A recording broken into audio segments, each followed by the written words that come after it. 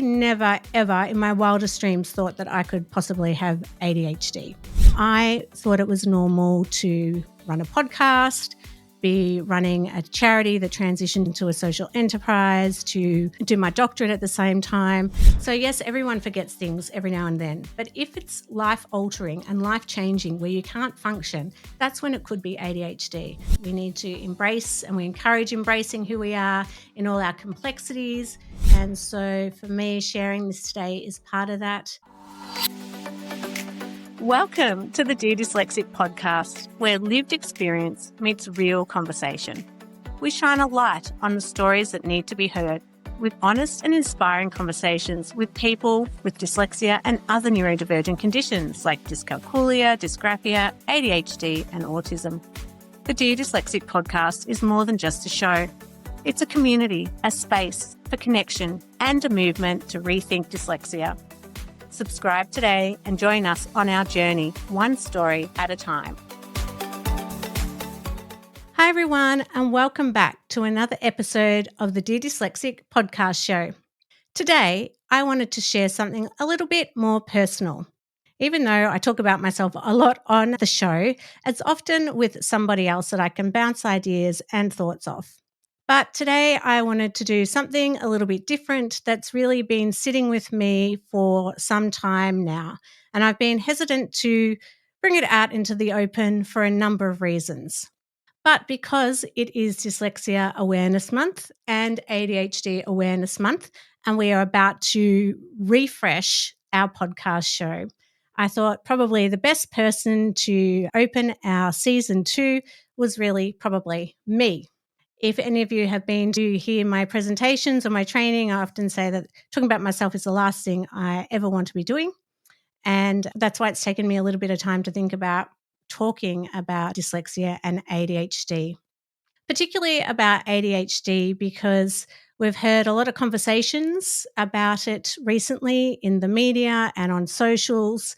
And a lot of times we're hearing some negative connotations or negative narratives around ADHD, and particularly the rise that we're seeing in diagnosis of women in their 40s and 50s with ADHD as well.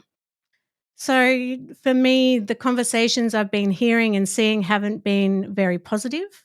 And so I've been really hesitant to share my journey because I have seen how some people have shared their story and it's been dismissed. There's a lot of talk that ADHD is just a trend or a fad at the moment. And especially some of our most highly educated and highly knowledgeable and well-respected medical practitioners in the Australian context as saying that it could be a trend. And so I think when we're hearing from leading experts that ADHD is a trend and is being overdiagnosed, you can see why there starts to be a negative narrative around this topic and why lots of people might be hesitant to come out and share. But for me, I was at a conference the other week on neurodevelopmental conditions. I was the only person presenting on dyslexia. It was all focused on ADHD and autism. And someone was talking about being their true authentic self. And the whole premise around the podcast and Rethink Dyslexia and the Dear Dyslexic Foundation is been enabling people to be their true authentic selves. And so for me, that really reminded me that if I wasn't sharing my journey and where I was at, then I wasn't being my true authentic self either. And so I thought that it might be a good opportunity during October and this month of awareness raising to share some of that journey with you. So I never, ever in my wildest dreams thought that I could possibly have ADHD. Was never on my radar. When we first started Dear Dyslexic Foundation in, I think, 2017, and then transferred some of our work under Rethink Dyslexia, my whole focus was really on dyslexia and dysgraphia and other specific learning difficulties. And over the years, what we've come to see is really a high correlation between learning difficulties and ADHD and autism. And through our work, we are seeing a lot of women in their 40s, 50s coming through that have been late diagnosed dyslexia and ADHD. And so even though Rethink Dyslexia really initially was just about dyslexia and dysgraphia and the four dysses we call them, what we started to see quite quickly was there was a need to be supporting those other co-occurring conditions. And at the time, I didn't think much of it from a personal perspective. I could see it happening in the clients we were seeing and the need, and there was a significant gap, but I couldn't really see it in myself. And I've been privileged and fortunate enough to work with Dr. Judith Hudson now for a number of years. And as we were sitting together working online one night, she said to me, "I really think you're ADHD." And I said, "No, no, no, Judith, of course I'm not." And I really just laughed because I was like, there's no way I could have ADHD. But as I've undertaken a lot of training in it and started to really understand ADHD and how it so highly correlates with dyslexia, I started to think that maybe she was right. And some of the reasons she said that she thought I was ADHD, and Judith is a clinical psychologist. She's got over 40 years experience in this space. So when she said it, I didn't take it lightly, although I did laugh. And I reflected on it a lot over the last 4 years. And before my mum died, I said to her, "Do you think I could have ADHD?" And she said, "No." So there was all this feedback that I probably didn't. But as I did the training and I started working with more and more young people and adults with ADHD and dyslexia in particular, I started to notice that I had some of these characteristics. And some of the things that Judith would reflect on with me was my ability to undertake multiple projects. So for me, I thought it was normal to run a podcast, be running a charity that transitioned into a social enterprise, to do my doctorate at the same time. Until recently, I was working 4 days a week, and prior to COVID, 5 days a week while I was doing all this work. Then I had my daughter, and then I was caring for my mum with my family. And so I was doing all this stuff. And to me, that was just normal. But when I unpacked it with Judith, she said a lot of people can't manage all those different moving parts. And so I started to think, well, that's strange. And when I would talk to people, and they'd say, "What do you do?" And I'd say all these different things. They kind of look at me like I was a bit strange as well. And I never really understood why. Another reason I started to wonder was because for me, I have internal dialogue running all the time. So it's like an engine that doesn't turn off. And it's like this internal anxiety that I've got to keep doing things and I can't settle. And unless I'm sleeping, it's the only time I really feel like I can relax and calm myself. So there's constant internal dialogue. I've got to do this, got to do that, 50 million thoughts running through my head. And so that was for me another indicator that maybe there might be something else going on apart from dyslexia and dysgraphia. And so for me, another indicator was, being able to multitask during the day, but that multitasking not always equating to a finished task. So I would often get up from my desk to go and fill my water glass. I would put my water glass down and then think, oh, the dishwasher needs unpacking. So I would start unpacking the dishwasher, and then I'd notice that the washing hadn't been folded. So I'd stop the dishwasher, I'd go and start folding the washing, and I'm like, what am I doing? I need to go back to my desk. So I'd go back to my desk, I'd sit down and realize I don't have my water glass. So then I'd walk back out again. I'd have to find where I put my water glass. Then I'd look around. I've got all these half-finished jobs.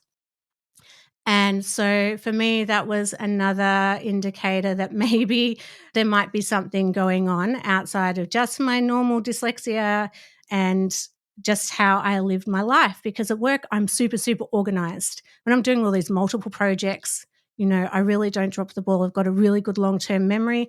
I can have a meeting with someone. I don't need to write it down. I just recall it. So as soon as I put my computer down, though, and turn it off for the day, I can't find my phone. I don't know where I put my glasses. I lose things all the time. My bedroom has been a mess since childhood. I've never been able to keep my room clean.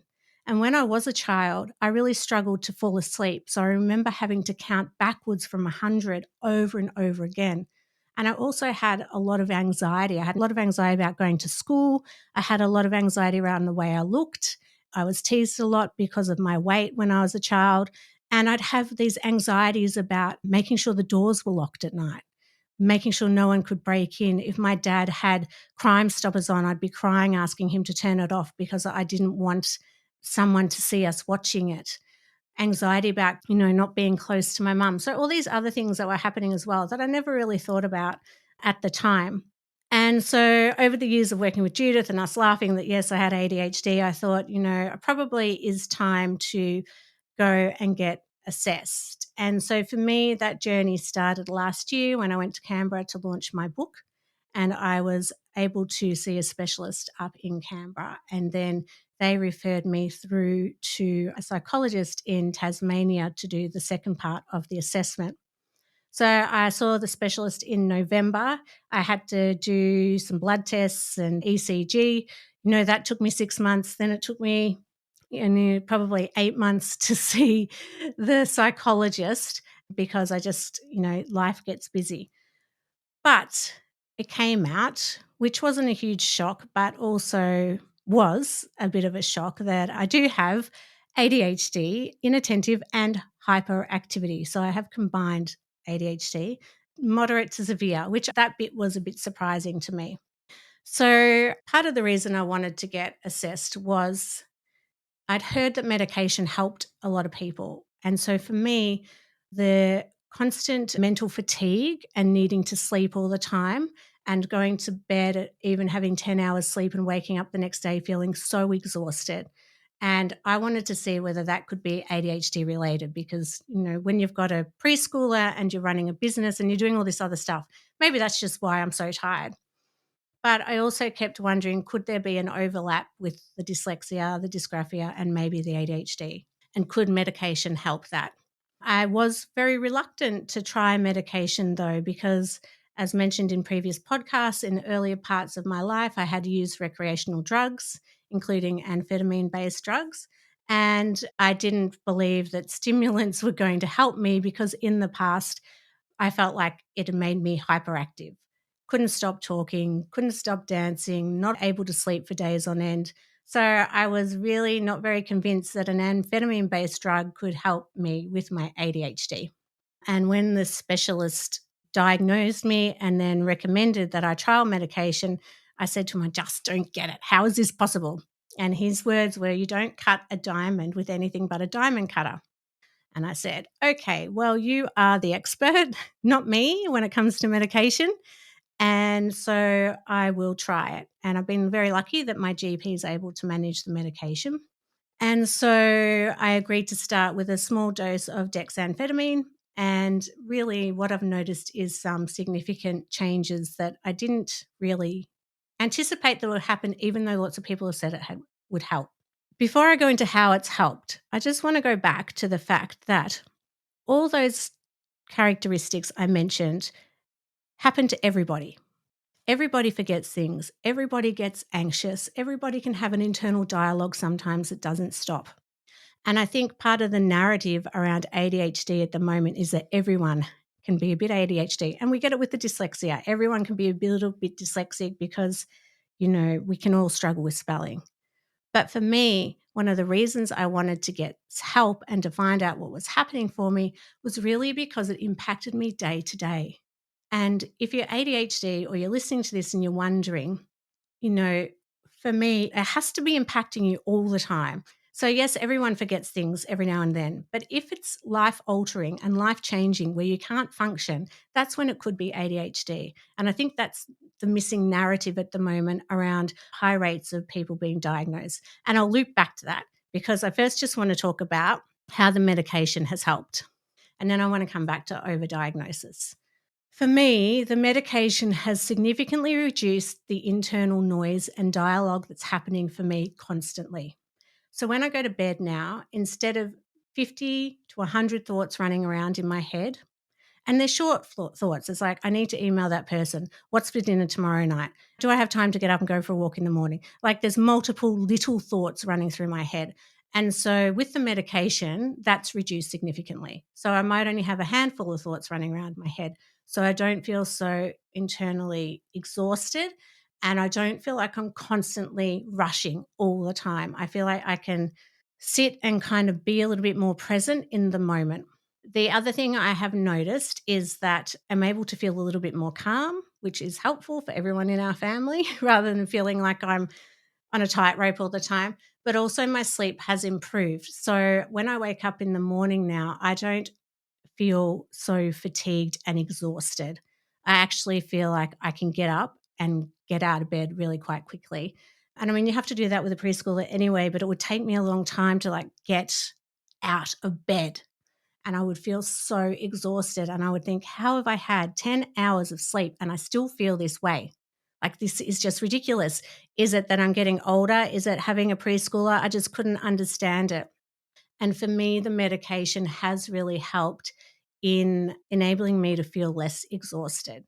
And so that's huge for me as someone who naps all the time and loves a nap, to not have to feel like I have to nap every day on the weekend. I might still have one occasionally, but it's not the same as it was prior to the medication.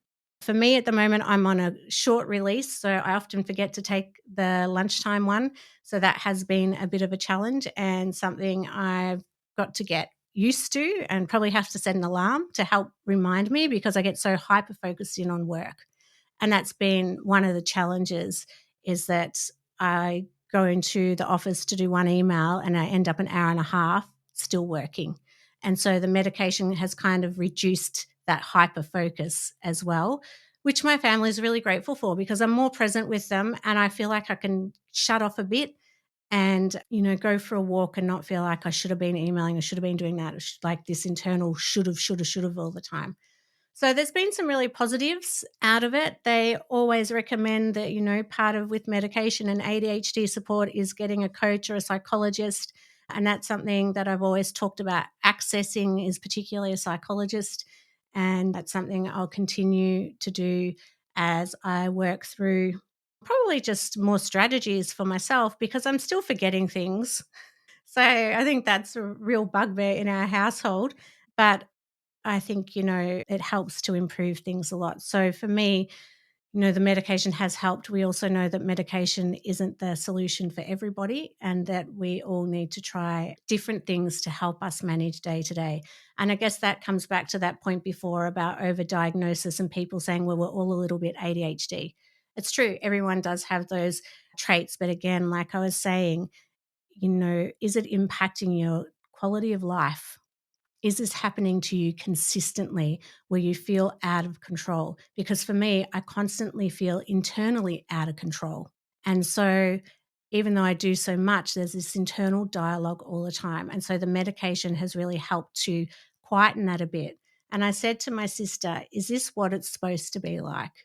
Have I spent all these years in this internal chaos, and this medication is now taking that away?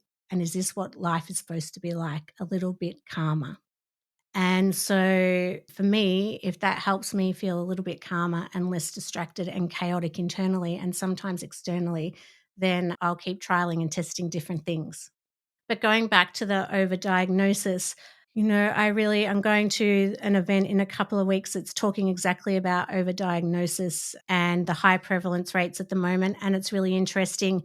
In the UK, they said the prevalence rates are around 6% of the population have ADHD, and they're sitting at 1%. So they're really just seeing an increase in what should be leveling up. And so they're working towards getting to that 6%.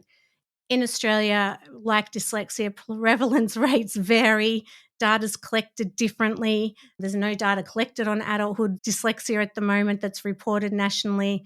Things are definitely changing in the ADHD space. We're seeing GPs now being able to assess and prescribe. So, data collection will improve for ADHD. Hopefully, they include co-occurring, because we know that it highly, highly correlates with dyslexia. Secondly, though, I feel like women are much better at help seeking.